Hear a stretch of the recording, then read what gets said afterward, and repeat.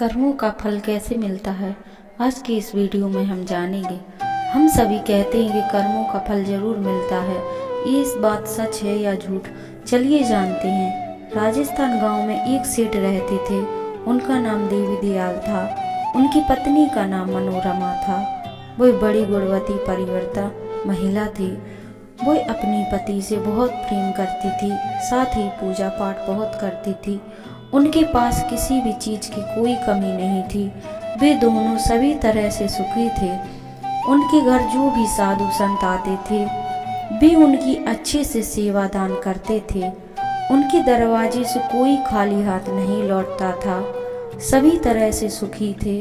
बस एक चिंता थी कि उनकी कोई संतान नहीं थी। वे हमेशा पूजा पाठ करते थे।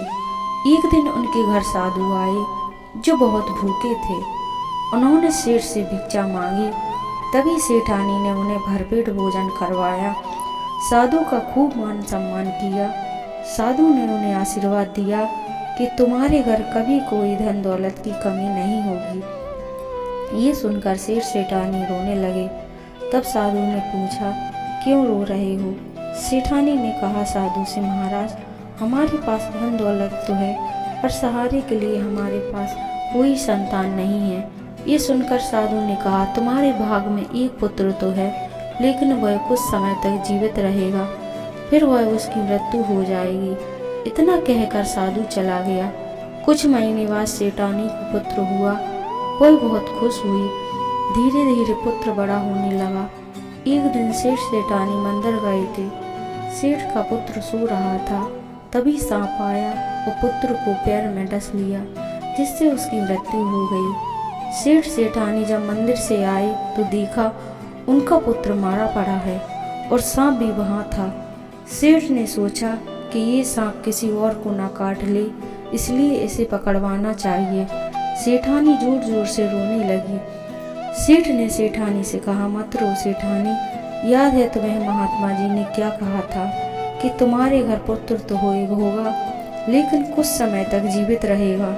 यह हमारे यहाँ इतने ही दिनों का मेहमान था, सो चला गया। सेठ ने सपेरे को बुलाया।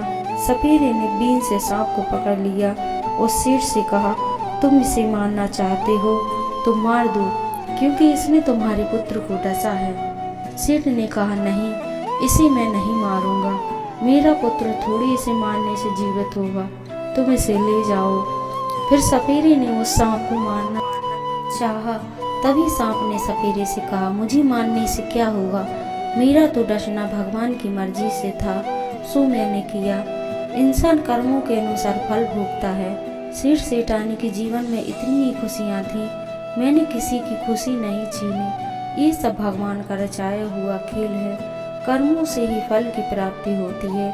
इसलिए पाप करने से पहले अपने आप को देखो कि तुम जो कर रहे हो वो ठीक है या नहीं।